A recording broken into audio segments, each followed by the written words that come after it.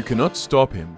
He is a mirror, a reflection of his foe's malice. Legends tremble before him as they exhaust themselves, heaving their might and magic upon his panoply. Their own flames engulf them, their skin crisps, bubbles and bleeds as they blister beneath the power of their own spell. A brigand brandishes his sword, his strikes are true, straight between the ribs, a heartburster. Only then does he collapse to his knees, realizing that he has scribed his own fate in blood. Welcome to Fudge Muppet, my name is Scott, and this is the long-awaited Mirror Knight build for Oblivion Remastered. Show your enemies their own hatred, surround yourself in a weave of the mystic, become the mirror which shows society its rot. We are obsessed with the Elder Scrolls here, and all of our builds are optimized for great gameplay, but also we love role-playing, and so we create characters with their own motivations and backstory, with specifically tailored skills, aesthetics, and gear to try and deliver a truly unique experience, both memorable and distinct from others. The Mirror Knight is the ultimate arcane knight fantasy. Begin an epic quest to conquer your enemies by simply showing them the consequences of their very own hatred, to turn their own brutality upon themselves with the ways of the mystic. We shall fight fire with fire, and will be using a menagerie of mysticism and enchanted armor to face the foul and brave the brutal. There will be timestamps that break this video up into its various sections, covering every single facet of the build, including a guide through leveling and gear, what items to get, tips and tricks, all for each respective part of the playthrough, early, mid, and late game, as well as a section dedicated to backstory and role-playing.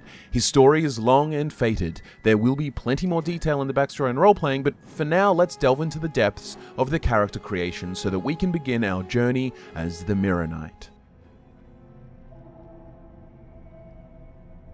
The very first decision we make in the character creation process is race. Each race comes with its own spread of starting attributes, and each race has one of two origins to pick from, which offers more flavor for roleplaying and comes with slightly altered stats. For the Mirror Knight, I chose a Redguard with the Alakir Desert background. This choice is motivated by both gameplay and role-playing reasons, so it will be essential for the backstory.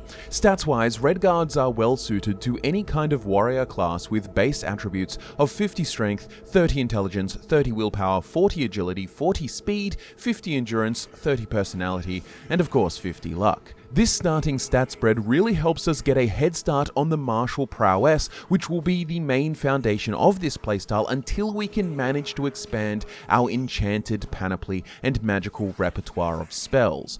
Fundamentally, this character is a knight or warrior archetype build with arcane powers to bolster it, but functionally, the Mirror Knight at its core will play like a warrior, growing in arcane abilities as you level up and find new gear. Our most important stats, the ones we want to prioritize, are of course going to be strength, intelligence, and endurance. Melee damage, magic pool, health pool. We are aiming to make this character a beefy tank with great survivability, and of course, melee combat is going to be our main damage output, but with some interesting tricks up our sleeve, in time our enemies' damage will work against themselves with all manner of spell and damage reflection enchantments and wards. The Redguard Race also comes with the Adrenaline Rush ability, which can be used once a day and is quite useful for warrior characters, especially when in a tough fight. For 60 seconds, Adrenaline Rush will fortify agility, strength, endurance, and speed by 50 points, and it will fortify health by 25 points. Redguards also have that resist disease and resist poison of 75%, and will get those natural skill boosts, specifically plus 10 to athletics and blade, as well as plus 5 to heavy armor, which will be beneficial to us. While it won't fit the backstory the exact same, you can also alternatively choose the Dragon Tail Mountains origin, which has a bonus of plus 10 to personality instead of strength, but I just don't think that's worth it in the slightest. Going for maximum strength is far better for a melee-based character. I also want to speak now about alternative race choices. Of course, we've designed this character to be a Redguard from a role-playing perspective, but there are a few other races that would work just as well from a statistical point of view. Western Nords are essentially identical in terms of initial attribute stat spread as the Alakir Redguard, and so naturally this is an option. The Nord also has a 50% frost resistance, but at the end of the day we will eventually be reflecting all magic and damage. Orcs are always another potential warrior pick, and if you go with your Sinium option, you will have slightly less starting strength of 45 versus the Redguard 50, but you will have 50 endurance still, 45 willpower, and 40 intelligence, which gives a far more balanced start for a battle mage-esque character. However, as a counterpoint, the Mirror Knight is functionally best as almost a pure warrior character in the early game. Then, as we progress, we will implement more magical support into the playstyle. Ultimately, you can pick whatever race you like, but remember, we chose Redguard with the Alakir origin. As you progress through the sewers, you will come across the good old Emperor Uriel Septim in the sewers, and he does as is expected of a regent escaping assassination. He stops to read your tea leaves. We are picking our star sign now, and this is a very important choice for this character. You may not expect this choice, because on the face of it, it's actually a really bad sign. We are looking at the Tower sign. The Tower Key Greater Power allows us to once per day open an average lock on target, and the Tower Warden Greater Power allows us to reflect damage 5% of the time for 2 minutes on self once per day. The Tower Key power is overshadowed immediately by the Tower Doomstone power, accessible just across from the Imperial City waterfront, which allows you to open a hard lock once per day, and it also comes with the Master Hand Greater Power, which fortifies Armorer for 20 points for 2 minutes. I'd actually recommend getting this early on top of the Tower sign, especially because it's useful in preserving those repair hammers with Fortify Armorer. And we will be using plenty as a heavily armored tank. Anyways, let me explain why I insist on picking such a typically bad birth sign. Well, the niche reasoning is that by virtue of the Tower Warden Greater Power, which has a measly 5% reflect damage, we gain the reflect damage effect at the spellmaking altar, which means we can actually make custom spells with the reflect damage effect. Personally, I thought this will be very important, as we will of course be embracing mysticism and things like reflect spell, so having reflect damage complements this nicely, and it allows us to A, embrace the playstyle earlier by using reflect damage, which as an enchantment is rare in the early game, and B, even in the late game, to truly be a full Mirror Knight reflecting all damage at our enemies, we want to be able to use reflect damage spells to bolster our enchantments, bringing it to 100. Potentially, if you insist, you could forego the Tower sign for another sign, but without the reflect damage spell, you will miss an essential part of what makes the Mirror Knight a Mirror Knight. Alright, so we follow the Emperor and the Blades through the sewers until the Emperor eats a knife and we are left to pick a class. There is no pre-made class for the Mirror Knight. We are most certainly going to be making a custom class for this one.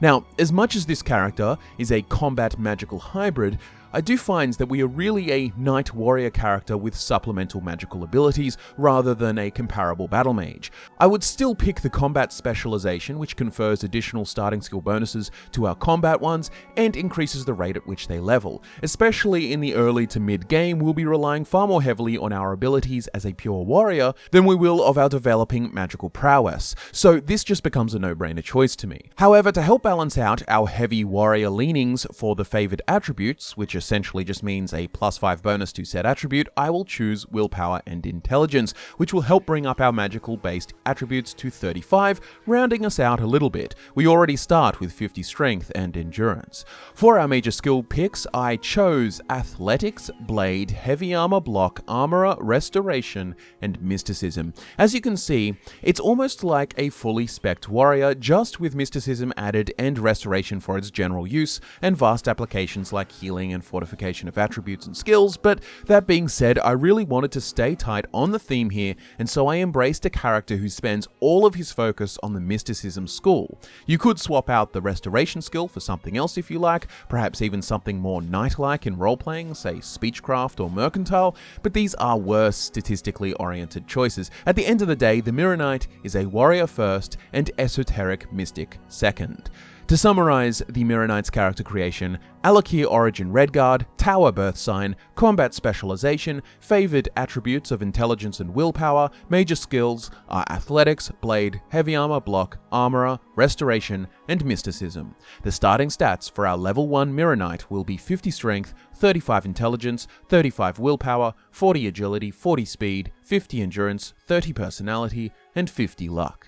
But before we dive into the early games section, I want to let you know that we've been fortunate enough to have a sponsor for this video, FlexiSpot. They sent me their awesome C7 ergonomic chair, which was perfect timing because my old chair's balance was super off and kept tilting around in ways I didn't want it to, and reclining super fast with even the slightest lean back. The C7 is the most versatile chair I've owned. The backrest locks at 93 degrees so you can lock into office mode and focus in comfort with adaptable lumbar support, which conforms to your spine. The seat height is of course adjustable, and so are these 3D armrests, which can be moved to your preferred position whether you need to get work done or want to do a playthrough of the Mirror Knight. The 3D headrest height is also adjustable, which is absolutely a requirement for me considering I'm not only 6'2" but have quite a lengthy torso. You can choose mesh or foam, and I've been pleasantly surprised with how comfortable the mesh remains for long periods of sitting, probably because of the larger cushion size and adjustable seat depth, making this chair ideal for all kinds of body types. Then there's the extendable footrest. These are rarely offered with other ergonomic chairs, and this one folds away neatly when you feel like sitting the traditional way again. Use it sitting up or laying back into relaxation mode with the C7's 4-level lockable backrest, which has a max recline of 128 degrees. With all this customization, you'll be able to get a highly personalized chair for yourself and anyone else you decide to share it with. FlexiSpot also offers a 10-year warranty with direct replacement for damaged parts and a 30-day return policy for a risk-free trial. Right now, FlexiSpot is running a huge sale for their 9th anniversary, so you'll be able to get the C7 at the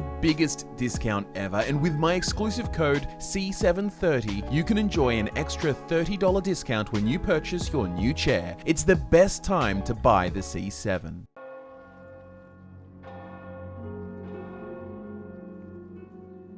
Leaving the sewers, we will have a few priorities, and a lot of them are in reality gameplay considerations. I will delve into the role-playing more so following the backstory, but the Mirror Knight has what I would call a complicated morality. His pursuit of esoteric understandings will at time lead him to flirt with the darker powers. Firstly, we will want to get ourselves kitted out pretty quick with a full set of heavy armor. While something we cannot get done immediately due to a lack of funds or exploration, we most certainly can get a full set of steel in these first levels, including a shield. And you can also, like I did, choose a hood instead of the helmet just for the vibes. Easy to buy at Rindir's staffs. Plus, that look is more congruent with the look of the late game. The other important aspect of this build is going to be heading to and claiming the Frostcrag Spire player home, which will become the Mirror Knight's base of operations and give him access to early spellmaking and enchanting without having to run through the recommendations of the Mages Guild ASAP. However, we will still want to join the Mages Guild for resources and knowledge, but this can be done at a much slower pace. This, however, does mean we will need to be investing a lot of money into our Frostcrag Spire by purchasing the home upgrades. It's going to soak up a lot of cash along with buying and making spells. Get the Mage Tallow Candles first, and be sure to unlock the spellmaking altar immediately. You may have also noticed that the bulk of this build's playstyle, especially so in the early game, is focused on classic sword and shield warfare. It's also why a lot of this guy's attributes and race choice skill bonuses are focused around being a great warrior so that we can be competent in battle as we slowly build our magical skills in the background. This also factors into the role-playing, but speaking of which, our main magical skill is Mysticism. Restoration is self-explanatory in its methods of raising, but you will find Mysticism is rather niche. Having Mysticism as a major skill will give us the starting spells of Minor Life Detection and Minor Dispel. These aren't crazy useful for our playstyle. In general, Mysticism has very few spells of use, especially in the early stages. Soul Trap will come in handy for the recharging or enchanting of our gear. Telekinesis is just fun, but really for this build, Mysticism is kind of low-key useless until we hit the expert levels, but there is one special caveat we have because of our tower Birthsign. In Oblivion, spellmaking gives you access to a list of spell effects that you already know in order to create spells. Typically, there is no such thing as a reflect damage spell. However, known powers and the effects they have do count as known effects, meaning that the Tower Warden power, which confers 5% reflect damage for 120 seconds on self, gives us access to the reflect damage effect in spellmaking. Now, you could just use Detect Life and make stronger Detect Life spells and just spam that as you wander as a knight, until you are an expert level and can use greater Mysticism spells, but This way, by having access to reflect damage as a spell effect this early on, we can create low magnitude reflect damage spells and actively use them in our playstyle. Now look, the magnitude and duration, especially really early on, is going to be relatively minor. I'd recommend creating reflect damage spells with the highest magnitude that you can with a duration of about 10 seconds. Ideally, this will take your entire magical pool to cast. Remember, the more magicka the spells cost, the more experience they confer for leveling the skill. This way, we can use a reflect damage spell when we are coming into close contact with an aggressive enemy and actually factor it into the playstyle. It can of course be used in conjunction with a Tower Warden power once per day. Ultimately, using the reflect damage spell allows us to level the Mysticism skill alongside our playstyle and actually start getting into the feel of the Mirror Knight, which is based all around reflecting an enemy's power against them. A really important quest to do in this early game section becomes available at level 5. We want to go to Namira's shrine and accept her quest. I'll discuss the role-playing of this later on, but remember, this character has his moral flexibility. You will want to buy a bottle of cheap wine and consume it before you speak to her, as she requires you to have a personality of sub 20 and cheap wine drains your personality. Help Namira out and she will reward you with a powerful artifact, the Ring of Namira. The Ring of Namira grants you 12% reflect damage and 10% reflect spell, which is a fantastic starting boost and an essential base layer of enchantment for the Mirror Knight. That 12% reflect damage will stack with our Tower Warden power, which would mean that we have a total of 17% reflect damage for 120 seconds, the duration of the power. And if we combine this with our reflect damage custom spells, we can get short but high magnitude defenses, which are ideally activated just before you come into contact with a tough enemy. If it wasn't clear already, reflect spell and reflect damage are essentially two sides of the same coin, to mirror both magical and physical damage back at the enemy. This is where we get the Mirror Knight concept. We are using our enemy's power against them. Now, outside of the Ring of Namira in this early game stage, we can't really count on other items to boost our reflect spell or reflect damage. Other items exist, but they are leveled items and we want to wait until much later in order to get their greatest magnitude effects. These include the Escutcheon of Chorrol and the Bladeturn Hood. You can of course exercise your free will and get these at earlier levels if you wish, but this will detract from the power of the late game stages. One suggestion that I'd be pretty confident on is going on to acquire the Ring of Sunfire from the Order of the Virtuous Blood quest. Doing this between levels 5 and 9 will make it so your reward, the Ring of Sunfire, resists disease by 15% and reflects spells by 11%. This can be worn in conjunction with the Ring of Namira for some potent effects. Getting this now is probably a good idea because by the time we hit the late game anyways, we'll be opting for a different, better ring. So I'd say getting this now is a good idea. There are several pieces of random generic magic apparel that you can find in your dungeon delving and looting that can have the reflect damage and reflect spell effects. For example, in these early game stages of level 1 to 10, we can find reflect damage enchantments on certain shields and even a ring varying from 6 to 8% reflection. Mind you, some of these shields will be fur or leather, which is light armor, however I would still say use them for the effect. The same goes for reflect spell, with shields and amulets varying from reflect spell of 8 to 14% reflection, but like I said, these are random loot from dungeon chests, so I can't really prescribe anything for certain. However, at level 10, the end of the early game, there is a quest that becomes available, this time for the Daedric Prince Periite. You can go to his shrine location, no offering required, and you can help resolve the issue with his frozen followers, and in return for your service, Periite will reward you with Spellbreaker, a heavy shield with an enchantment of 30% reflect spell. This is a really fantastic option, and really it is what we'll rely on until the late stages of the game. With the Ring of Namira, our total reflect spell is 40%, meaning we have a 40% chance to reflect a spell cast at us, which is pretty awesome, especially for so early in the game. If you got the Ring of Sunfire from the Order of the Virtuous Blood quest, as I recommended, you would have a reflect spell chance of over 50%. But now I should probably tell you guys how I leveled the Mirror Knight's attributes from level 1 to 10, and it might surprise you that I really want us focusing on getting intelligence and willpower up to par. Each of these attributes will start us off at 35, and for levels 2, 3, and 4, I add 5 to both of these attributes and I put the remainder +2s into strength. Then I begin taking on a different approach, splitting the virtue points we have evenly, continuing to put +4 into strength, intelligence, and endurance. This combination will increase our melee damage, our magical pool, which is important for casting more powerful reflect damage spells, and of course, endurance helps us beef up and stay tanky. As you surely know, we here at Fudge Muppet love role role-playing characters with their own unique backstories and motivations, alongside aesthetic decisions and overall vibe choices to deliver a certain gaming experience. I thought that now you understand the foundational parts of character creation and the early game leveling, as well as the fundamentals of the build, I figured now would be a good time to talk role-playing, factions, and backstory, something you can listen to while you get your character through those initial levels. So without further ado, let's get into backstory, and then after we will see how this informs the role-playing and quest choices before rolling on to the mid and late game leveling.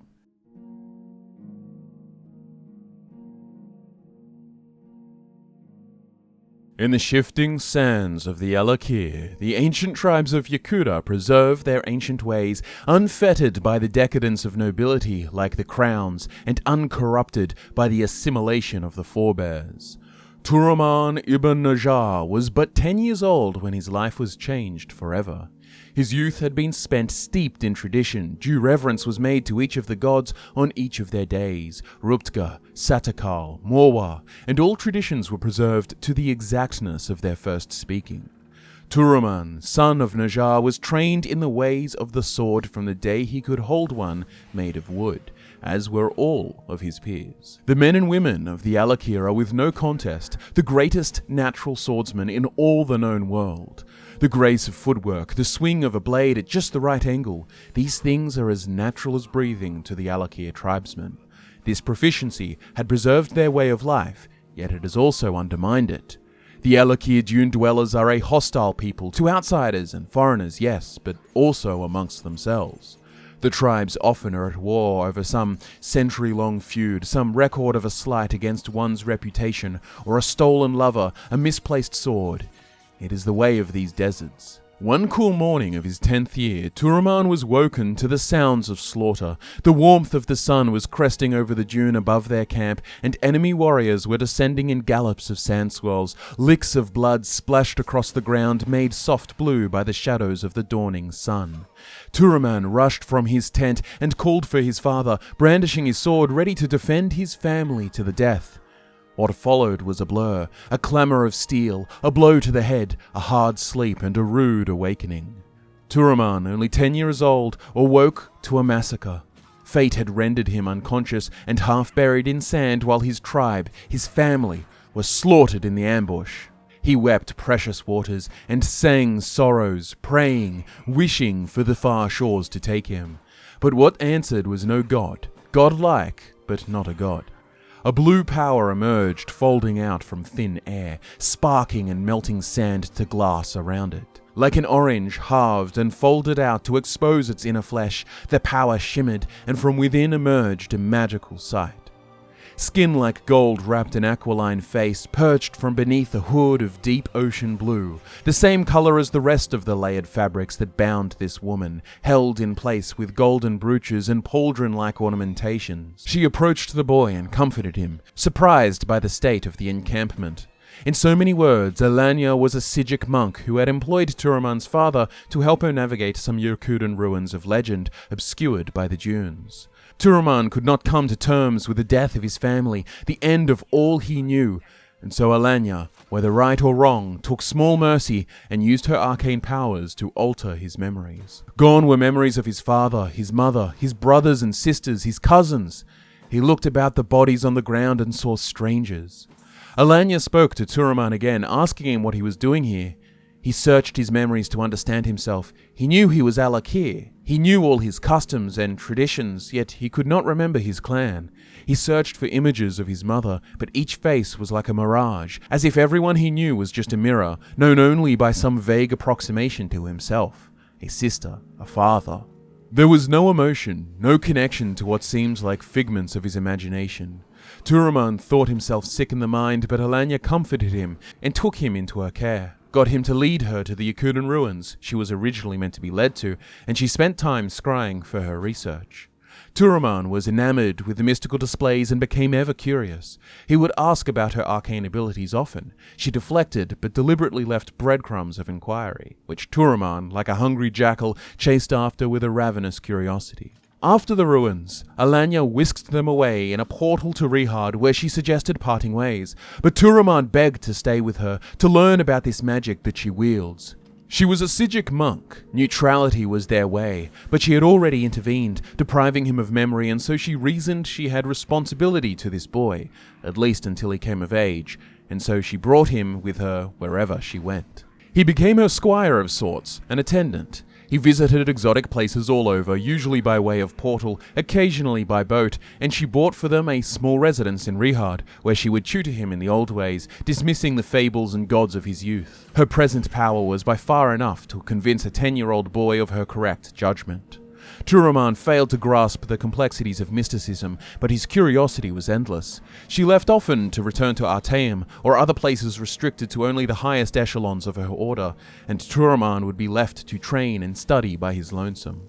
Alanya had hired tutors of the gallant orders about Redguard to help refine his martial skills. For many of them it was a pleasure to teach such a naturally gifted student, and many of them would suggest that he join their orders when he was of age, but always he avoided any commitment because he could not help but aspire to the ways of the mystic.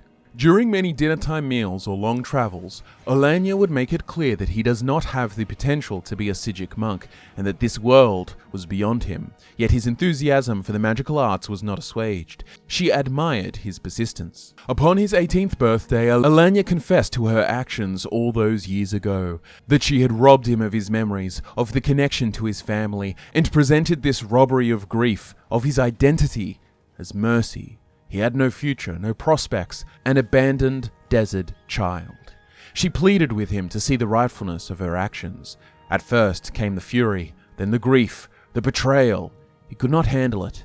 Despite her composure, a single tear ran down Alanya's face, and for Turaman this was some small consolation. Lamentingly, Alanya said she was leaving for good. She would leave Turaman the house and its contents to do with as he wished. She wished him well and vanished as she had appeared in the desert all those years ago. Turaman, a man now, sold the estate and took the proceeds on an adventure through the Alakir, trying to reconnect to his past. He spent some time with the various tribes, but who he was no longer existed. He found comfort in the legends and rituals about the Yakuran gods, but then remembered again the mythic complexities of Alanya's teachings. Reticence consumed him. He wandered, meditated, trying to conjure the faces of his family, his connections, but there was nothing to salvage. Under a starry night, after speaking with the Sidewinder priests of Satakal, epiphany struck. It is not something describable, but the esoteric traditions that Alanya had often spoken of in snippets and aphorisms suddenly clicked. He saw before him the scales of Satakal sliding in the sky, the great mouth chewing its tail, the Ouroboros. He abandoned the Alakir the next morning and head straight for the Imperial City with cheap passage aboard a smuggler's ship. Customs at Waterfront found the Dwemer materials the smugglers were hiding, and Turaman was assumed complicit and thrown into the Imperial City jail.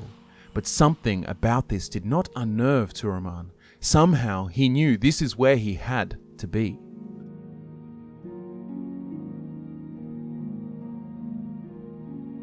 We take the reins of Turaman as he resides in the Imperial City prison, confident that the wheel of fate has turned to his favor. He is proven correct when the Emperor Uriel Septim comes to his cell speaking of having seen his face. Their destinies are entwined. Turaman will escape the Imperial City prisons with the fate of the world in his hands, the amulet of kings. He will pursue the path that the stars have laid before him, and in their walking he will achieve enlightenment, expanding his perception. The universe will unfold before him as he becomes an instrument of the world stage, saving it from Oblivion's destruction. But this is but one part of his long journey. Turaman is the Mirror Knight, a mystic warrior seeking to understand the old ways, that is the metaphysical beliefs of the Psijic monks. He believes strongly in destiny and all kinds of metaphysical, esoteric quackery, and as is necessary, he will bend his morality in pursuit of this mystic understanding of the world and his place in it. In gameplay terms, this means the Mirror Knight will most certainly be hitting up the Daedric quests as he sees fit, even the morally dubious ones. I quite liked pursuing the Daedric quests, culminating in the final quest for Hermaeus Mora. Acquiring the Ogma Infinium sounds like something that would fit right in with the Mirror Knight's quest for knowledge. Also, as we have discussed in the early game section, and will further discuss in the mid-game section, there are several Daedric artifacts that we will be taking advantage of in order to further our capabilities as the Mirror Knight. It's worth noting that central to the theme of the Mirror Knight is dualism and reflection, motifs such as the Ouroboros and mirrors. He is a man unrooted from his past, seeing only his reflection in the faces of his loved ones that exist only in his childhood memories. He will grow to look fondly upon Alanya in time for setting him upon this path, even if it was unintentional. He comes to take the events of the world as an unfolding rather than taking specific moral stances. He sees his actions more as a responsibility to destiny, rooted in a desire to understand the mysteries of the universe rather than some moral compunction to right all the perceived wrongs. But don't misunderstand, he is not completely disconnected from any sense of morality. When he can do so, he would choose to do the good thing, unless there seems to be some other guiding principle at play, for example the aforementioned Daedric Prince quests.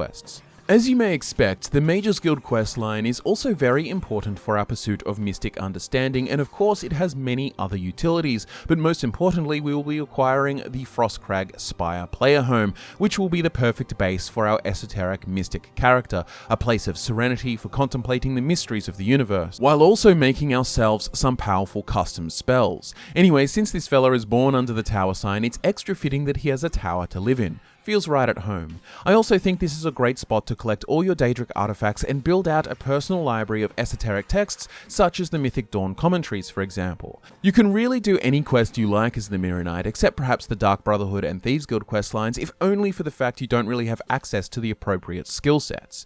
The Fighters Guild is a great fit, as primarily we are a combat-oriented character with magical support. The fundamental playstyle is similar to that of a regular knight or warrior. Knights of the Nine may not be the best fit, but you could. Shivering Isles, however, I think provides a bounty of awesome role-playing opportunity, especially so considering that all the paths of his life, all his esoteric inquiries and metaphysical meanderings coalescing into a destiny that results in literal godhood becoming successor to the mantle of Sheogorath. You can even play into the idea that his pursuit of the metaphysical truths of the Oribos have led him to become the king of madness, though I would suggest doing this toward the later stage of your playthrough, something to cap it off. Alright, so we now have a very good grasp of the character on both a gameplay and role-playing level. Let's get into the mid-game leveling and see the full expression of our build take place.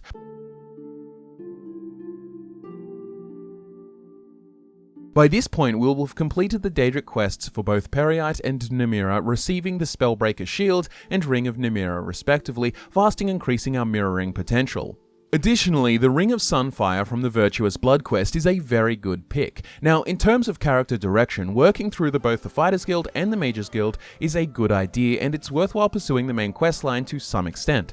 For me, the mid-game encompasses about levels 11 to 20, and so in this phase of your playthrough, you should really be coming into your own, becoming proficient in all of our warrior skills, but most importantly, we want to have made sure that our Mysticism has been boosting, creating better and more costly reflect damage spells, so that we can idly cast and buff our skill as we use them in battle, of course. We want to get to the expert level of Mysticism, that is skill level 75 and higher, so that we can buy and learn the superior spell Reflection spell, which can be bought from Agatha in Leeuwin Mages Guild or Raminus Polus in the Arcane University. The spell itself isn't so much what we care about, but rather the spell reflection effect itself, so that we can use it in our custom spells when spellmaking. This now gets us to the stage where we can use both reflect damage and reflect spell effects in the same spell, allowing us to sink further into the Mirror Knight playstyle, which is based all around reflection. We have a really good base under us with our enchantments, but we do really want to focus on leveling that Mysticism skill to master so that we can keep magicka costs down and magnitude and duration up. It is this mid-game area where we will be continuing to increase our strength, intelligence, and endurance, and via our increased intelligence, our magicka pool will also be getting much larger, which enhances our spell capacity. The strategy really is to cast the best reflect spell and reflect damage custom spell that we've created just before we go into battle. You can also make just reflect damage or just reflect spell custom spells with a higher individual magnitude and use it for the appropriate situation. For example, when fighting hedge wizards using reflect spell, or when fighting bandits, reflect damage. You get the idea. As for our gear, Ring of Sunfire, Spellbreaker, and Ring of Namira are still great staples, but as for our actual armor set and weapons, we get a bunch of options. Of course, prioritizing pure defensive capabilities, armor rating, we would strive to access whatever leveled gear is available, available to us, Dwemer, Orcish sets, but from level 15 onwards, we're actually going to be able to seek out the iconic Ebony armor, and this will be our end game set. Daedric is better for sure, but we appreciate aesthetics a lot, and we want this chivalrous knight-like aesthetic with a bit of magical flair without going full demon mode as Daedric would have us do. As for weapon choice, we are in much the same position. Since the style of gameplay we are building is more so built upon reflecting an enemy's own damage back at them, the weapon of choice for us is not exactly fundamental to this build. Any sword will do. However, I would say that since we are essentially a warrior that is a master of mysticism, we will have access to the Soul Trap spell, and we can get Azura's Star earlier in the game through her Daedric quest, and so keeping any enchanted weapons we have recharged will be very easy. So perhaps when you do find that enchanted sword of blizzards or some other enchanted weapon, you can actually take advantage of it without worrying about keeping it stocked with souls. Speaking of souls and enchanting and such, it's probably a really good idea to talk about enchantments in general. As we've spoken about, this character depends on a bunch of specific enchanted gear. However, there are obviously many free gaps in this panoply, slots ripe for enchantment, and since we have Azura's Star and easy use of Soul Trap, plus we have the Frostcrag Spire, it makes sense for us to take advantage of our abilities and enchant our gear. I would 100% prioritize Fortify Magicka enchantments, as this is what will allow us to cast even greater versions of our mirror spells, that is, a custom spell of Reflect Damage and Reflect Spell. The greater our intelligence, the greater our Magicka enchantments, and of course the greater our mysticism skill, the better spells we can access, and the sooner we can master the Mirror Knight playstyle.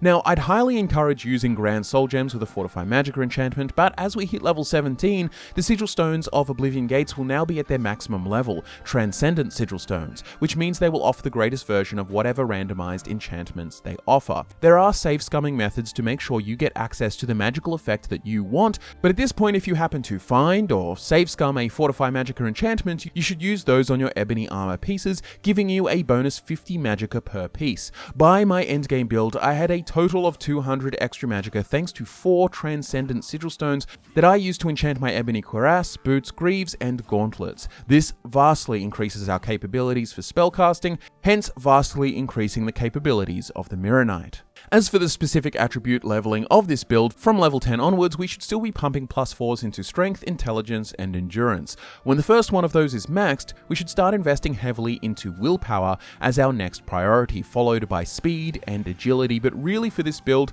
once we have that Intelligence, Strength, and Endurance maxed, the rest is just a bonus, and the specific leveling doesn't matter all too much.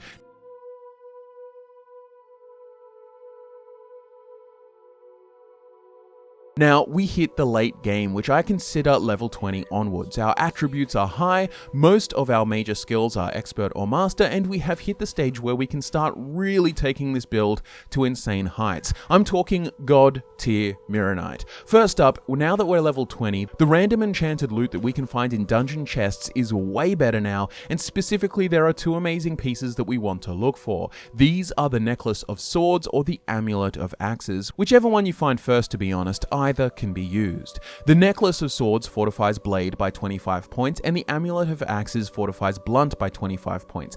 Now, we are likely already a master or close to with Blade, so it doesn't really help that much, and we don't use Blunt, so that doesn't help either.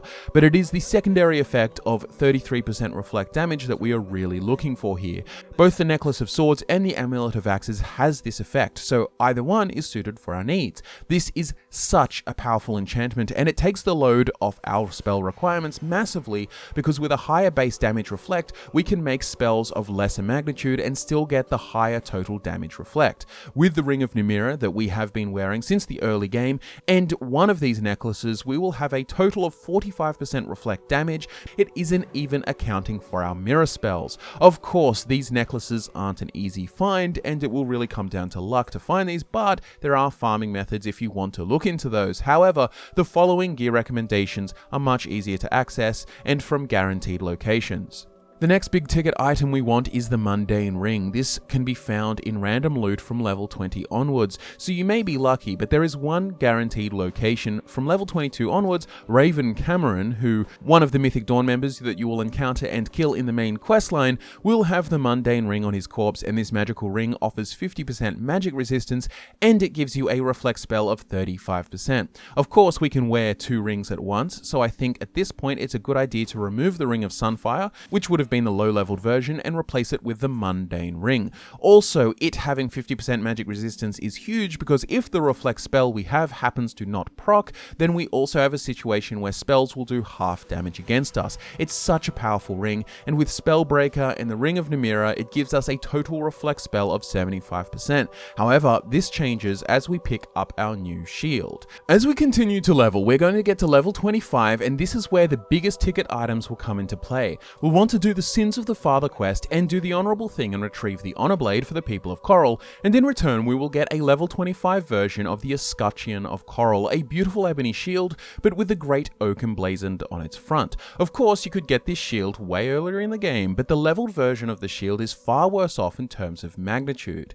It's entirely up to you if you want to get it earlier, however, this means your spells will have to do more work to make up the slack. Anyways, the level 25 version offers 10 more points of endurance and 35% reflect damage. So with the Ring of Namira, a Necklace of Swords, or the Amulet of Axes, and the Escutcheon of Chorrol combined, we have a base of 80% reflect damage, meaning 80% of the attacks against us are reflected. But wait, there's more. In the earlier stages, I've rocked a hood mainly for the vibes, and this could be enchanted if you like, but during the quest Unearthing the Razor, which is the quest for the pursuit of Mehrunes' Razor, we will come into contact with the final boss of this area, a Telvanni wizard. If we slay Frathen Drothan, from his corpse we can get the Bladeturn Hood.